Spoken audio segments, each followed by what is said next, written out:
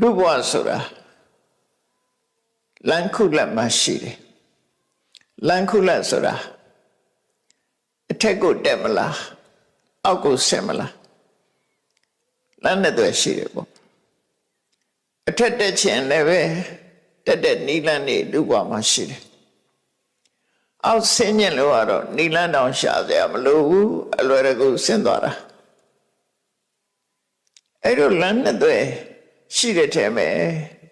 လောကအတွင်းမှာနေထိုင်တဲ့အခါမှာအောက်မဆင်းဖို့အတွက်အရေးကြီးတာပေါ့